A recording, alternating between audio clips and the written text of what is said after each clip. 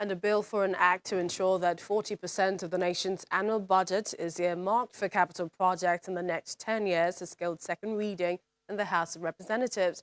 The bill, which is sponsored by the Speaker, Femi Gbajabiamila, seeks to pay more attention to infrastructure development. According to the Speaker, the bill is expected to stimulate the economy, increase the nation's gross domestic product.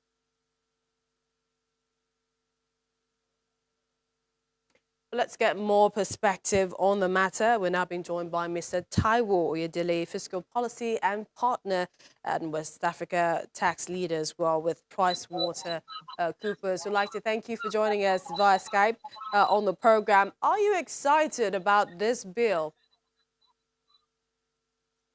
No, I'm not excited. I think first we have to query what is the whole essence of the bill.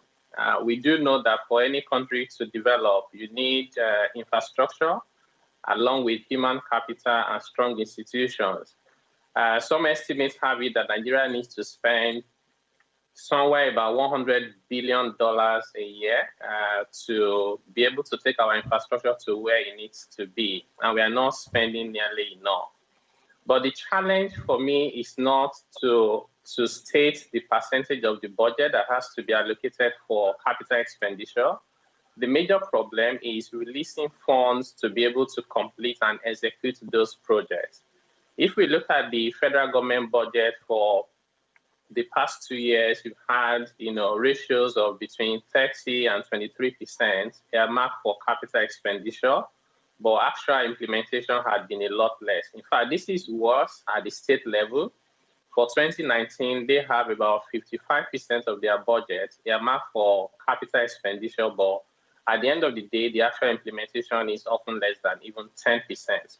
So what I think that the National Assembly should do is to earmark revenue rather than just a percentage of budget. For example, we could say that a certain percentage of our oil revenue must go into capital infrastructure, which means that way we ensure that there's release of funds. Beyond that, we have to ensure there's efficiency and timely completion of those projects. In addition to that, the National Assembly has to be able to approve budget for a long period. Capital development is not something you do in 2 months or 3 months. The whole idea of going to the National Assembly every year to debate the budget for capital expenditure is inefficient and ineffective. Let's have a plan of capital development that is approved by the National Assembly for 5 years or even longer. And then what you take to them every year is if you have variations. In addition to that, for viable capital projects, we need to involve the private sector. Whether you're talking about rail, whether you're talking about ports, whether you're talking about electricity, so that government will only focus its limited resources on capital infrastructure that are in principle to do with social services for the people.